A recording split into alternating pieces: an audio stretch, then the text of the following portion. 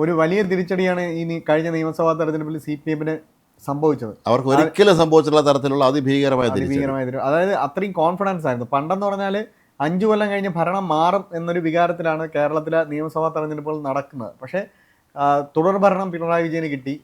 വികസന നായകനായി പിണറായി വിജയനെ അവതരിപ്പിച്ചു. ആദ്യ തവണ നവോത്ഥാന നായകനായിട്ടാണ് അവതരിക്കാൻ ശ്രമിച്ചതെങ്കിലും പിന്നീട് അത് മാറി വികസന നായകന്റെ പരിവേഷത്തിൽ ക്യാപ്റ്റനാണ് എന്ന തരത്തിലൊക്കെ വന്നു. അതുകൊണ്ട് തന്നെ ഉറപ്പായി ജയിക്കുമെന്ന് പറഞ്ഞുകൊണ്ടാണ് അവർ ഈ തെരഞ്ഞെടുപ്പിനെ നേരിട്ടത്. പക്ഷേ തോറ്റതിന് ശേഷം വലിയ വലിയ ചർച്ചകൾ CPM-ൽ നടന്നു. CPM-ന്റെ സംസ്ഥാന സമിതി ചർച്ച ചെയ്ത വിഷയങ്ങൾ ജില്ലാ കമ്മിറ്റി, ഏരിയ കമ്മിറ്റിയും എല്ലാം ചർച്ച ചെയ്തു. അവിടെയെല്ലാം പിണറായി വിജയനും ഗോവിന്ദനും എല്ലാം രൂക്ഷമായ വിമർശനങ്ങളാണ് ഉണ്ടായത്. പക്ഷേ ജില്ലാ തലത്തിലും സംസ്ഥാന തലത്തിലൊന്നും അത്ര വലിയ വിമർശനങ്ങൾ ഉണ്ടായില്ല. ഏരിയ തലത്തിൽ മാത്രമാണ്. ആ സമ്മേളനം കഴിഞ്ഞ് അതിൻ്റെ തീരുമാനങ്ങൾ അല്ലെങ്കിൽ തെറ്റുതിരുത്തലൊന്നും നടപ്പാകുന്നില്ല. അതിന് തൊട്ടു പിന്നാലെ ഇപ്പം DYFIയുടെ സമ്മേളനങ്ങൾ തുടങ്ങുകയാണ്. അതെ, DYFIയുടെ ഏറ്റവും പ്രധാനപ്പെട്ട കാര്യം കോട്ടയത്ത് കഴിഞ്ഞ ദിവസം നടന്ന ജില്ലാ സമ്മേളനത്തിൽ അതിരൂക്ഷമായ വിമർശനമാണ് പിണറായി വിജയൻ, MV ഗോവിന്ദൻ, KK രാഗേഷ്, കണ്ണൂർ ജില്ലാ സെക്രട്ടറി, ഇത്രയും പേർക്ക് നേരെ ഉയർന്നത്. അതിഭീകരമായ CPM-ലെ ഒരു തിരുത്തൽ ശക്തി എന്ന് പറഞ്ഞാൽ DYFI ആയിരുന്നു. പക്ഷേ പിണറായി വിജയൻ പാർട്ടി സെക്രട്ടറി ആയത് മുതൽ DYFIയുടെ തിരുത്തൽ ശക്തി കുറഞ്ഞു വന്നു. അവർ ഒന്നും ചെയ്യാതായി. CPM പറയുന്നത് മാത്രം ചെയ്യുന്നൊരു സംഘടനയായി മാറി. ഇപ്പം CPM അധികാരത്തിലുള്ളപ്പോൾ പോലും DYFI പണ്ടൊക്കെ സമരം ചെയ്യുമായിരുന്നു. പക്ഷേ കഴിഞ്ഞ 10 കൊല്ലം സർക്കാരിനെതിരെ ഒരു സമരമോ ഒന്നും DYFI ചെയ്തിരുന്നില്ല. കാര്യം പിണറായി വിജയന് വഴങ്ങുന്ന ഒരു DYFI ആയിരുന്നു കഴിഞ്ഞ കുറച്ച് കാലമായിട്ടുണ്ടായിരുന്നത്. അതുപോലെ അതിൻ്റെയൊക്കെ ഒരു തിരിച്ചടി എന്നോണം ആണ് കഴിഞ്ഞ ദിവസം DYFIയുടെ അഖിലേന്ത്യാ പ്രസിഡന്റ് പണ്ടായിരുന്ന EP ജയരാജൻ ശക്തിയായി തിരിച്ചടിച്ചത്. അതെ, അതിരൂക്ഷമായ ഭാഷയാണ് അദ്ദേഹം പറഞ്ഞത്. ഏതായാലും ഈ കോട്ടയത്ത് നടന്ന DYFIയുടെ EP ജയരാജൻ DYFIയുടെ ആദ്യത്തെ അഖിലേന്ത്യാ പ്രസിഡന്റ്, പിന്നെയാണോ MV ജയകുമാർ പ്രസിഡന്റ് ആയിരുന്നു. MV ജയകുമാർ അടുത്ത തവണയാണ് പ്രസിഡന്റ്. അതിനുശേഷം MA ബേബി നേതൃത്വത്തിലോട്ട് വന്നു. MA ബേബിയാണ് ഇപ്പം പാർട്ടിയുടെ ജനറൽ സെക്രട്ടറി. പക്ഷേ ഒരു ബാലഗോപാലിനൊക്കെ ശേഷം DYFIയുടെ നേതൃത്വം തീർത്തും ദുർബലമാണ്. മാത്രമല്ല നമ്മൾ കോൺഗ്രസിലൊക്കെ എപ്പോഴും പറയും നേതാക്കന്മാരെ പെട്ടിയെടുപ്പുകാരാണ് അവിടെ ഉള്ളത്. അതിൻ്റെ വേറൊരു വശം തന്നെയാണ് ഇപ്പം നമ്മൾ CPM പിന്നീട് കണ്ടത്. നേതാക്കന്മാരെ പെട്ടിയെടുക്കുന്ന അണികൾ, നേതാവിൻ്റെ കൂടെ നടന്ന സ്ഥാനം വാങ്ങുന്നവർ, നേതാവിൻ്റെ മുന്നിൽ ചെന്ന് വിധേയരായിട്ട് നിൽക്കാത്തവർക്ക് ഒന്നും തന്നെ പാർട്ടിയിൽ പിന്നെ സ്ഥാനം. എന്തായാലും ഇപ്പോൾ DYFIയുടെ കോട്ടയം സമ്മേളനമാണ് ആദ്യമായിട്ട് നമ്മളെ ശ്രദ്ധയിൽ വരുന്നത്. അതിരൂക്ഷമായ വിമർശനം CPM-നെതിരെ ഉയർത്തുന്നു. ഒരു തെറ്റുതിരുത്തൽ ശക്തിയായിട്ട് മാറാനുള്ള കഴിവ് അല്ലെങ്കിൽ മാറേണ്ടതിൻ്റെ ആവശ്യകത DYFIയുടെ കോട്ടയത്തെ നേതാക്കൾ തിരിച്ചറിഞ്ഞിരിക്കുന്നു. അവർ പറഞ്ഞ പ്രധാനപ്പെട്ട കാര്യങ്ങൾ പിണറായി വിജയൻ്റെ ധാർഷ്ട്യവും ഗോവിന്ദന്റെ പിടിപ്പുകേടും ഗോവിന്ദൻ പ്രസംഗിക്കുന്ന ആളൊക്കെ മനസ്സിലാവുന്നില്ല എന്നുള്ള കാര്യം അവർ ഓളവുന്നേ പറഞ്ഞു. അത് പല ജില്ലകളിലും ഈ പരാതി വരുന്നിരുന്നു. നേരത്തെ പത്തനംതിട്ടയിൽ ഒരു നേതാവ് പറഞ്ഞിരുന്നു ചാംച ചൂംച എന്നുള്ള പഴയ പാട്ട് ഓർമ്മിക്കുന്ന രീതിയിലാണ് ഗോവിന്ദൻ്റെ ഈ പ്രസംഗം കേട്ടത്. നമുക്കൊന്നും മനസ്സിലാവില്ല. അപ്പോൾ അതുപോലെ തന്നെ ഇവിടെ സംഭവിച്ചിട്ടുള്ളത്. ഈ മുതിർന്ന നേതാക്കളുടെ ധാർഷ്യം എന്നൊക്കെ പറഞ്ഞ് CPM-ൽ ചർച്ച വന്നെങ്കിലും ആദ്യമായിട്ടാണ് DYFI പറയാണ് ആ വ്യക്തിയുടെ പേര് പറഞ്ഞ് ഞാൻ വിമർശിക്കുകയാണ്. പിണറായി വിജയന്റെ ധാർഷ്യം, പിണറായി വിജയൻ, KK രാഗേഷ്, പിന്നെ ഇത് ഗോവിന്ദൻ. അതെ, KK രാഗേഷിനെ പറ്റി പറയുന്നത് പ്രത്യേകിച്ച് തളിപ്പറമ്പിലെയും പയ്യന്നൂരിലെയും സംഭവങ്ങൾ. പയ്യന്നൂരിലെ സംഭവം വഷളാക്കുന്നതിൽ രാഗേഷിന് വലിയ പങ്കുണ്ട്. പയ്യന്നൂരിലെ ഇപ്പോഴത്തെ MLA ഒരിക്കലും MLA ആകാൻ ആഗ്രഹിക്കാത്ത വ്യക്തിയാണ്. ആ MLA അവിടുത്തെ സിറ്റിംഗ് MLA ഒന്ന് മാറ്റിയാൽ പോലും അവിടെ ജയിക്കാമായിരുന്നു. പാർട്ടി ജനഹിതം മനസ്സിലാക്കാൻ ഇവർക്ക് കഴിയുന്നില്ല. അതാണ് എൻ്റെ അടിസ്ഥാനം. ജനങ്ങൾ ഇന്ന് അവർ അകന്നു പോയിരിക്കുന്നു. ഇവർ ഏറെ ദന്തഗോപുരവാസികളായി 10 വർഷം ഭരണത്തിൽ സുഖിച്ച് പോലീസുകാർ സല്യൂട്ട് അടിയൊക്കെ അനുഭവിച്ച് വളരെ സന്തോഷകരമായി പോയിക്കൊണ്ടിരിക്കുകയായിരുന്നു. ഈ പെട്ടതാണ് ഇവർ യാഥാർത്ഥ്യം ഇപ്പോൾ തിരിച്ചറിയുന്നത്. അപ്പോൾ ആകെ ഒരു പരക്കം പാച്ചില്ല. ഇവർക്ക് എന്ത് ചെയ്യണമെന്ന് അറിഞ്ഞുകൂടാ. എന്തായാലും CPM-ൽ തെറ്റ് തിരുത്തിയാൽ മാത്രമേ മുന്നോട്ട് പോകുള്ളൂ. തെറ്റ് തിരുത്തണമെങ്കിൽ, ഇപ്പോഴത്തെ നേതൃത്വം തിരുത്തണമെങ്കിൽ വളരെ അതിശക്തമായ വിമർശനങ്ങൾ അവരെ മുഖത്ത് നോക്കി പറഞ്ഞാൽ മാത്രമേ അത് മാറത്തുള്ളൂ. ഇപ്പോൾ KN ബാലഗോപാൽ നിയമസഭയിൽ പിണറായി വിജയനോട് ഒന്ന് സംസാരിക്കൂ എന്ന് പറയുന്ന ഒരു സാധനം, അതേ ലീഡർ ഓഫ് ഓപ്പോസിഷൻ LOP ഒന്ന് സംസാരിക്കൂ, പൊട്ടിത്തെറിച്ച് ഇന്ന് കേട്ടോണ്ടിരിക്കണം എന്തിനാണെന്നാണ് ചോദിച്ചത്. അവിടെ നിന്നാണ് ഈ മാറ്റം തുടങ്ങുന്നത്. പിന്നെ പുത്തലത്ത് ദിനേശൻ ഒരു സമഗ്രമായ ഫേസ്ബുക്ക് പേജ് പോസ്റ്റ് ഇട്ടു. പക്ഷേ പുത്തലത്ത് ദിനേശൻ ഇട്ട ഫേസ്ബുക്ക് പോസ്റ്റിൽ സത്യം പറഞ്ഞാൽ പുതുതായി ഒന്നും ഇല്ലായിരുന്നു. ഈ പല തലങ്ങളിലും ഉയർന്നു വന്ന കാര്യങ്ങളെല്ലാം കൂടെ ക്രോഡീകരിച്ച് അയാളെടുത്താൽ കിട്ടുന്നേ ഉള്ളൂ. പക്ഷെ അങ്ങനെ പബ്ലിക്കായിട്ട് ഇടാനുള്ള ഒരു ധൈര്യം കാണിച്ചു. അത് വേറെ ഒരു നേതാവിനും ഇല്ലാത്തതാണല്ലോ. അത് ഇത്തരം ചർച്ചകൾ പാർട്ടിക്കുള്ളിൽ നടന്നുവെന്ന് CPM-ന്റെ കേന്ദ്ര കമ്മിറ്റിയായ അംഗമായ പുത്തലത്ത് ദിനേശൻ, ദേശാഭിമാനിയുടെ ചീഫ് എഡിറ്ററും കൂടെയാണ് അദ്ദേഹം. പിണറായി വിജയൻ മുഖ്യമന്ത്രിയായിരുന്നപ്പോൾ ആദ്യഘട്ടത്തിൽ പൊളിറ്റിക്കൽ സെക്രട്ടറി ആയിരുന്നത്. അതെ, പൊളിറ്റിക്കൽ സെക്രട്ടറി യഥാർത്ഥത്തിൽ തുടർഭരണം കിട്ടാൻ പ്രധാനപ്പെട്ട കാരണമായത് പുത്തലത്ത് ദിനേശനാണ്. കാരണം അത് നിശബ്ദനാണ്, സൗമ്യനാണെങ്കിൽ നിശബ്ദനാണെങ്കിൽ പോലും അവിടെ ഇരുന്നുകൊണ്ട് കാര്യങ്ങൾ കൃത്യമായി പോലീസിനെ കൈകാര്യം ചെയ്തു, ആരെയും പിണക്കില്ല. അതേപോലെ തന്നെ ആ സമയത്ത് MV ജയരാജൻ അവിടെ ഉണ്ടായിരുന്നു. അതെ, പ്രൈവറ്റ് സെക്രട്ടറി MV ജയരാജൻ ഉണ്ടായിരുന്നു. MV ജയരാജനും പുത്തലത്ത് ദിനേശനും ആരെയും പിണക്കാതെ ഒരു അഡ്ജസ്റ്റ്മെന്റിൽ കൊണ്ടുപോകാൻ മിടുക്കന്മാരായിരുന്നു. അതിന്റെ ഒരു പ്രതിഫലനമായിരുന്നു ഇതില് സംഭവിച്ചത്. പക്ഷേ അത് മാറി. അപ്പം ഈ പുത്തലത്ത് ദിനേശൻ പറയുന്നു, പിന്നെ കണ്ണൂരിൽ നിന്ന് തന്നെ എല്ലാവരും EP ജയരാജൻ പറയുന്നു, MV ജയരാജൻ പറയുന്നു, ടീച്ചർ പറയുന്നു, ശൈല ടീച്ചർ പറയുന്നു. അതെ. അപ്പൊ ശരിക്കും പറഞ്ഞാൽ ഈ CPM-ന്റെ ആസ്ഥാനം എന്ന് പറയുന്നത് തിരുവനന്തപുരം അല്ല കണ്ണൂരാണ് ഫലത്തിൽ എപ്പോഴും. ഈ തിരുവനന്തപുരം സംസ്ഥാന സെക്രട്ടറി കഴിഞ്ഞാൽ CPM ഏറ്റവും വലിയ പദവി എന്ന് പറയുന്നത് കണ്ണൂർ ജില്ലാ സെക്രട്ടറിയാണ്. ആ ജില്ലാ സെക്രട്ടറിക്ക് നേരെയാണ് ഇപ്പോൾ ഇത്രയും രൂക്ഷമായ വിമർശനം പറഞ്ഞിരിക്കുന്നത്.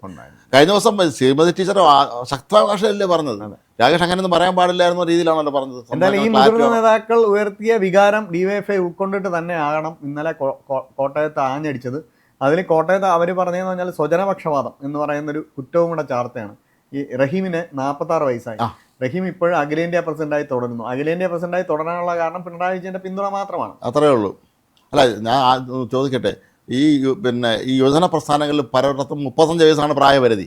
ഇത് 46 വയസ്സായിട്ട് ഒരാൾ തുടരുന്നു എന്നുള്ളത് അവർ പറയുന്നുണ്ട്. പ്രാദേശിക തലത്തിൽ 35 വയസ്സിന് വേണ്ടി കടുംപിടുത്തം പിടിക്കുന്നവർ ദേശീയ പ്രസിഡന്റ് കാര്യം വരുമ്പോൾ അല്ല, അതല്ല നമ്മൾ ആലോചിച്ചു 75 വയസ്സ് സീറ്റ് കൊടുക്കില്ലെന്ന് പറഞ്ഞിട്ട് പിണറായി വിജയൻ 82 വയസ്സാണ് സീറ്റ് കൊടുത്തത്. അതേപോലെ അല്ല, അതാണ് കാര്യം. അല്ല, ഇവിടെ മാർക്സിസ്റ്റ് പാർട്ടിയിൽ എനിക്ക് തോന്നുന്നു ഇപ്പോൾ ഉയർന്നു വരുന്ന വലിയൊരു പ്രശ്നം, അവിടെ ഈ ഇത്തരത്തിൽ ഈ വയസ്സന്മാർ തന്നെ വീണ്ടും കയറി സീറ്റുകളിൽ ഇരിക്കുകയും അതെല്ലാം നഷ്ടപ്പെടുകയും പാർട്ടി അടിത്തറയും അങ്ങ് നഷ്ടപ്പെട്ടു പോയാലേ ഒരു ഘട്ടം കഴിയുമ്പോഴേ ഇനി CPM-ന് നാളെ ഈ കോൺഗ്രസിൻ്റെ പെർഫോമൻസ് മോശമായിട്ട്, ഈ മന്ത്രിസഭത്തിൽ പെർഫോമൻസ് മോശമായിട്ട് വന്നാൽ നാളെ അവരാര് നയിക്കും? അല്ല, അതിലൊരു ചെറിയ തിരുത്തുള്ളത് വയസ്സന്മാരല്ല, ജനപിന്തുണ അതെ അതെ ആളുകളാണോ വയ്ക്കുക. ഇപ്പം വയസ്സായ ഒരുപാട് ജനപിന്തുണ. ഇപ്പം G സുധാകരൻ ഒരു വലിയ ഉദാഹരണമാണ്. G സുധാകരൻ ഇത്രയും വലിയ ജനപിന്തുണ ഉണ്ടെന്ന് ഇപ്പോഴാണ് CPM പോലും തിരിച്ചറിയുന്നത്. G സുധാകരൻ അമ്പലപ്പുഴ എന്നിരുന്നെങ്കിൽ ആലപ്പുഴ മുഴുവൻ തൂത്തു വരാമായിരുന്നു. അങ്ങനെ ജനങ്ങളെ സ്വാധീനിക്കാൻ പറ്റുന്ന നേതാക്കളെ പ്രായം നോക്കാതെ സജീവമായി നിർത്തുകയും എന്നാൽ ജനസ്വാധീനമില്ലാത്ത കടൽക്കിഴവന്മാരെ പറഞ്ഞു വിടുകയും ചെയ്യണം. ഇവിടെ സംഭവിക്കുന്നതെന്ന് പറഞ്ഞാൽ നേതൃത്വത്തെ സപ്പോർട്ട് ചെയ്ത് നിൽക്കുന്ന എല്ലാവർക്കും സ്ഥാനമുണ്ട്. അത് യുവാക്കളായാലും ഉണ്ട്. DYFI തന്നെ പണ്ട് PR വസന്തൻ, അതൊരു ശശിധരൻ തുടങ്ങിയിട്ടുള്ള ആളൊക്കെ അവരൊക്കെ ഇപ്പോൾ എവിടെയാണെന്ന് അറിയില്ല. അവരൊന്നും ഇപ്പോൾ പഴയതുപോലെ നേതാക്കന്മാരൊന്നും അല്ല. ശരിക്കും പറഞ്ഞാൽ ഈ അന്ന് ആ ഒരു തലത്തിൽ ആ കാലഘട്ടത്തിൽ ഉയർന്നു വന്ന ഒരുപാട് പേര് വെട്ടി നിരപ്പാക്കി. അതായത് ബാലഗോപാലനും P രാജീവിന് ശേഷം വന്ന VS അച്യുതാനന്ദൻ്റെ അനുയായികളായ മുഴുവൻ ആളുകളും അപ്രത്യക്ഷരായി. TP അവർ കൊന്നു. അപ്പോൾ ഇതുപോലെ TPക്ക് നൽകിയ ശിക്ഷ എന്ന് പറയുന്നത് ഒരു വലിയ താക്കീതായിരുന്നു അന്ന് പാർട്ടി ഈ തിരുത്തൽവാദം ഉന്നയിക്കുന്നവർക്കെല്ലാം. ഇതാണ് ഇപ്പോൾ ഈ എന്താണ് കുലംകുത്തി മരിച്ചാലും കുലംകുത്തി തന്നെ എന്ന് പ്രസംഗിച്ച് വർഗവഞ്ചകനാണെന്നാണ് ഇപ്പോൾ G സുധാകരനെ അങ്ങനെ വിളിക്കുന്നുണ്ടല്ലോ. അപ്പോൾ അതുപോലെ ഇത് ഈ കണ്ണൂർ ജില്ലാ സെക്രട്ടറി എന്നുള്ള നിലയിൽ KK രാഗേഷിന് എന്താണ് വിഴിഞ്ഞത്ത് കാര്യമെന്ന് കഴിഞ്ഞ ദിവസം മുഖ്യമന്ത്രി ചോദിച്ചിരുന്നത്. ആവശ്യമില്ലാത്തടത്ത് ഇടപെട്ടതാണ്, ആവശ്യമില്ലാത്തടത്ത് ഇടപെട്ടതായിരുന്നു. അതേപോലെ തന്നെ വിഴിഞ്ഞ വിഷയത്തിൽ കണ്ണൂരിലെ ബാക്കി നേതാക്കളെല്ലാം രാഗേഷിനെ തള്ളിപ്പറയുകയും ഗോവിന്ദൻ പക്ഷേ ഇപ്പോഴും അതിനെ പിന്തുണച്ചുകൊണ്ടിരിക്കുകയാണ്. വിഴിഞ്ഞം എന്ന് പറഞ്ഞാൽ കേരളത്തിന്റെ വികസന സ്വപ്നമാണ്, അത് ആരും അട്ടിമറിക്കരുതെന്ന് പറഞ്ഞുകൊണ്ടിരുന്ന പിണറായി വിജയൻ തന്നെയാണ് ഇപ്പൊ വിഴിഞ്ഞത്തിന് ഒരു വിവാദ വസ്തുവാക്കി മാറ്റുന്നത്. ഈ വിവാദങ്ങൾ കാരണം ഒരുപക്ഷെ ഇനി രണ്ടാം ഘട്ട വികസനം തന്നെ അട്ടിമറിക്കപ്പെട്ടേക്കാം. അതെ, കാര്യം ഇവരൊക്കെ ഇരിക്കുന്ന സമരത്തിനൊക്കെ ഇറങ്ങുന്നുണ്ടെന്ന് തോന്നുന്നു. വിഴിഞ്ഞത്തിൻ്റെ പേരിൽ സമരം ചെയ്യാൻ പോകും. ഇവരിനെ എന്താണ് മഹത്വവൽക്കരിച്ച ഒരു സംഗതിയെ ഇവർ തന്നെ തള്ളിപ്പറയുകയും അത് ഇവരെപ്പോഴും രീതി അങ്ങനെയാണ്. അവർക്ക് ഭരണത്തിരിക്കുമ്പോൾ അവർക്ക് ഒരു ന്യായവും പ്രതിപക്ഷത്ത് വരിക്കും വേറെ ന്യായം. പക്ഷേ എന്തായാലും ഈ DYFI-കാരുടെ പ്രതിഷേധം CPM വളരെ ശക്തമായി തന്നെ എടുക്കണം. ഞാൻ പറയുന്നത് ഈ DYFI-കാർ പറഞ്ഞവർക്കെതിരെ എല്ലാം നടപടിയെടുത്താൽ തന്നെ കേരളം വികസനത്തിലേക്ക് കുതിക്കുകയും ചെയ്യും, ഈ പാരവയ്പ്പുകൾ ഇല്ലാതാവുകയും ചെയ്യും. പക്ഷേ അത് എനിക്ക് തോന്നുന്നില്ല ഇപ്പോഴും നടക്കുമെന്നുള്ള. കാരണം ഇപ്പോഴും പാർട്ടി ഇവരുടെ കൈക്കുള്ളിലാണുള്ളത്. പാർട്ടി സംവിധാനം നമുക്കറിയാം. CPM-ന്റെ പ്രത്യേകത അറിയാമല്ലോ. പാർട്ടി സംവിധാനം ഇപ്പോഴും ഈ പിണറായിയുടെയും ഈ ഗോവിന്ദൻ്റെയും സംഘത്തിൻ്റെ കയ്യിൽ തന്നെയാണ്. അതുകൊണ്ട് തന്നെയാണ് MP ജയരാജൻ ക്ഷമാപണം നടത്തേണ്ടത്. MP ജയരാജൻ ഉള്ള സത്യം പറഞ്ഞിട്ട് അവിടെ CPM സംസ്ഥാന സെക്രട്ടേറിയറ്റ് എല്ലാം കൂടെ അയാളെ നിർത്തിപ്പരിച്ച് ഒടുവിൽ MP ജയരാജൻ ക്ഷമാപണം പറഞ്ഞ് സംസ്ഥാന പ്ലീനം നടത്തിയാൽ അണികളെല്ലാം ഇവർക്കെതിരെ ആഞ്ഞടിക്കും. അതുകൊണ്ടാണ് അവർ സംസ്ഥാന പ്ലീനം നടത്താതെ വിശാല സംസ്ഥാന സമിതിയോ വിശാല സംസ്ഥാന സമിതിയിൽ വരുന്നവരല്ല ഇവരെ ആളുകളായി. ഉറപ്പാണല്ലോ, അതെല്ലാം അങ്ങനെയാണല്ലോ. അതെ, പിണറായി വിജയൻ പ്രതിപക്ഷമാകേണ്ടതില്ല എന്ന് പാർട്ടി വലിയൊരു വിഭാഗം നേതാക്കൾ അഭിപ്രായപ്പെട്ടപ്പോൾ പിണറായി വിജയനാണ് ആദ്യം കൈവക്കിയത് CPM-ൽ. സംസ്ഥാന സമിതിയിലെ ഭൂരിപക്ഷം വെച്ചാണ് ഈ താഴെത്തട്ടിലെ ചർച്ചകളെല്ലാം ഇവർ അട്ടിമറിച്ചത്. അതെ, പോളിംഗ് ബ്യൂറോയിൽ പോലും സത്യം പറഞ്ഞാൽ വോട്ടെടുപ്പ് ഓൺലൈനായിട്ട് അവർ നടത്തി. പക്ഷെ സംസ്ഥാന സമിതിയിൽ അതിൻ്റെ പോലും ആവശ്യമില്ലാതെ പിണറായി വിജയന് വരാൻ പറ്റി എന്നുള്ളതാണ്. അല്ല, ഇത് ഇവർ ഒരു കാലത്ത് ഈ ബൂർഷ്വാ പാർട്ടികൾക്ക് സംഭവിച്ച അപജയം എന്നൊക്കെ പറഞ്ഞുകൊണ്ടിരുന്നില്ലേ, അത് ഇവർക്ക് ഒട്ടും വൈകാതെ സംഭവിച്ചു എന്നുള്ള നമ്മൾ മനസ്സിലാക്കണം. കഴിഞ്ഞ 10 വർഷവും ഇവർ ഇത്തരത്തിൽ ഈ പാർട്ടിയുടെ തത്വങ്ങളൊക്കെ മറന്ന് എന്താണ് ഇവരെ വലതുപക്ഷ വ്യതിയാനം എന്നൊക്കെ പണ്ട് പറയുമല്ലോ, അങ്ങനെ ആ വ്യതിയാനം സംഭവിച്ചവർക്ക് ഇവർക്ക് പണ്ടേ വ്യതിയാനം സംഭവിച്ചു. പിണറായി വിജയൻ എപ്പോഴും പാർട്ടി നേതൃത്വത്തിൽ സംസ്ഥാന സെക്രട്ടറി ആയോ അന്ന് മുതൽ വലിയ തോതിലുള്ള പിണറായിയുടെ ധാർഷ്ട്യവും ഗോവിന്ദന്റെ ഭാഷയും DYFI പറയുകയാണ്. കെ കെ രാഗേഷിൻ്റെ അപക്വമായ എടുത്തിയാട്ടം തീരുമാനങ്ങളൊക്കെ തന്നെ. കെ കെ രാഗേഷ് കണ്ണൂർ ജില്ലാ secretary. K K Ragesh Kannur ജില്ലാ സെക്രട്ടറിയാണ്. കെ കെ രാഗേഷ് എന്ന് പറയുന്ന വ്യക്തിക്ക് ഇടപെടാൻ ഒരുപാട് പരിമിതികളുണ്ടായിരുന്നു. കെ കെ രാഗേഷ് ഒരിക്കലും ശക്തനായ കണ്ണൂർ ജില്ലാ സെക്രട്ടറി ആയിരുന്നില്ല മുമ്പും. അതെ, പിണറായി പറയുന്നത് ചെയ്യുന്ന ആളായിരുന്നു, അനുസരിക്കുന്ന ആൾ. അതുകൊണ്ട് തന്നെ ഈ തെറ്റുകളെല്ലാം പറ്റിയത് പിണറായിക്കും. നമ്മളിപ്പോഴും കാണുന്നുണ്ടല്ലായിരുന്നല്ലോ ഈ പിന്നെ കണ്ണൂർ വിമാനത്താവളത്തിലും റെയിൽവേ സ്റ്റേഷനിലൊക്കെ പിണറായി വരികയും പോവുകയും ചെയ്യുമ്പോൾ കൂടെ ജില്ലാ സെക്രട്ടറി. അപ്പം ജില്ലാ സെക്രട്ടറി ഈ രാഗേഷിനെ കുറ്റം പറയുന്നത് അല്ല, രാഗേഷ് അല്ല മാറേണ്ടത് യഥാർത്ഥത്തിൽ പിണറായി വിജയനും ഗോവിന്ദനുമാണ്. അത് പക്ഷേ ഇപ്പോഴും പാർട്ടി പറയുന്നത് ഇവർ രണ്ടുപേരും അല്ല, പാർട്ടിയാണെന്നാണ്. പാർട്ടി എന്താണ്? പാർട്ടി ഇവരാണല്ലോ പാർട്ടി. അതെ, ഇവർ പറയുന്നത് ബാക്കി കേട്ടോണ്ടിരിക്കുന്ന ബാക്കിയുള്ളവരാണ്. കോട്ടയം നമുക്ക് ഓർമ്മയുണ്ട്, കോട്ടയം ജില്ല CPM സംസ്ഥാന സമ്മേളനം നടന്ന ഓർമ്മയുണ്ടല്ലോ. അവിടെ അണികൾ ബഹളം വെച്ച പിണറായി വിജയൻ ഒരു മഴയത്ത് തലയിലൊരു തോർന്ന കയറണമെന്നോ, ഇത് എന്താണ്, ഇത് വിഷാദത്തിന്റെ ഗാനമേളയല്ല, എല്ലാവരും അവിടെ ഇരിക്കണം, ഇത് പറഞ്ഞ് പുള്ളി അല്ലാതെ ബഹളം വെച്ച ഓർമ്മയുണ്ട്. അന്ന് അവിടെ ഒരാള് മദ്യപിച്ച് വന്ന് ബഹളമൊക്കെ ഉണ്ടാക്കി പ്രശ്നമാണ്. അതൊരു പാർട്ടി സെക്രട്ടറി ഇടപെടേണ്ട രീതി തന്നെയാണ്. അപ്പൊ അതേ കോട്ടയത്ത് നിന്ന് തന്നെയാണ് ഇപ്പോൾ ഒരു തിരുത്തൽ ശക്തിയായി DYFIയിൽ ഉയർന്നിരിക്കുന്നത്. ഇത് മറ്റു ജില്ലാ സമ്മേളനങ്ങളിലൊക്കെ തന്നെ DYFIയുടെ എല്ലാ ജില്ലാ സമ്മേളനങ്ങളും ഇത് പ്രതിഫലിക്കും. ഈ പല ജില്ലകളിലും ഈ DYFIയുടെ ഭാരവാഹികൾക്ക് ഈ പ്രായത്തിൻ്റെ പ്രശ്നമുണ്ടെന്നാണ് പറയപ്പെടുന്നത്. ഇവർ പലപ്പോഴും ഓരോ ടേമും വീണ്ടും നീട്ടി കൊണ്ടുപോയിക്കൊണ്ടിരിക്കുകയാണ്. ഇപ്പോൾ പറഞ്ഞാൽ അഖിലേന്ത്യാ പ്രസിഡന്റിന് 46 വയസ്സായി എന്ന് പറയുമ്പോൾ ബാക്കിയുള്ളവർക്കെല്ലാം ഇതുപോലെ പ്രായം തന്നെ ആയിരിക്കും. അപ്പോൾ ആരും എതിർക്കില്ലല്ലോ. ഈ പണ്ട് CPMനുള്ള ഏറ്റവും വലിയ ഗുണം അതാണല്ലോ, പാർട്ടി നേർത്തിരിക്കണമെന്ന് എതിർക്കാൻ പറ്റില്ല. എതിർത്ത് കഴിഞ്ഞാൽ ഒരുപാട് അനുഭവങ്ങൾ നമ്മുടെ മുന്നിൽ നിൽക്കുകയാണല്ലോ, അത് ഒന്നുമില്ലാതായില്ല, അവനെ നശിപ്പിച്ചളയും. അപ്പോൾ അതുകൊണ്ട് പക്ഷേ ഇപ്പോൾ ഈ കൊല്ലലില്ല എന്ന് മാത്രമേ ഉള്ളൂ. രാഷ്ട്രീയപരമായി കൊല്ലലില്ല എന്ന് പറയുമ്പോൾ കൊല്ലലില്ലാതെ പോയതിന് കാരണം ഇവർ ഭരണത്തിൽ ഇരിക്കുന്നതുകൊണ്ടാണ്.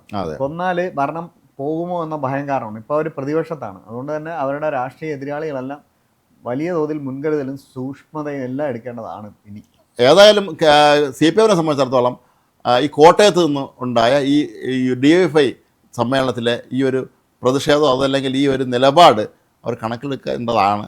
ഈ ദേശീയ ഇത് കേന്ദ്ര കമ്മിറ്റി യോഗം ചേരുകയാണ് ഡൽഹിയിൽ. പ്രത്യേക യോഗമാണ്, തെരഞ്ഞെടുപ്പ് ഫലം കൂടെ അവർ വിലയിരുത്തുന്നുണ്ട്. അങ്ങനെയാണെങ്കിൽ ഈ പറഞ്ഞ പ്രതിഷേധമൊക്കെ തന്നെ അവിടെ പ്രതിഫലിക്കും എന്നുള്ളത് ഉറപ്പാണ്. ഇവരെന്ത് നിലപാട് സ്വീകരിക്കുന്നു എന്നുള്ളത് മാത്രമായിരിക്കും ഇതിൽ നമുക്കിനി അറിയേണ്ട കാര്യം.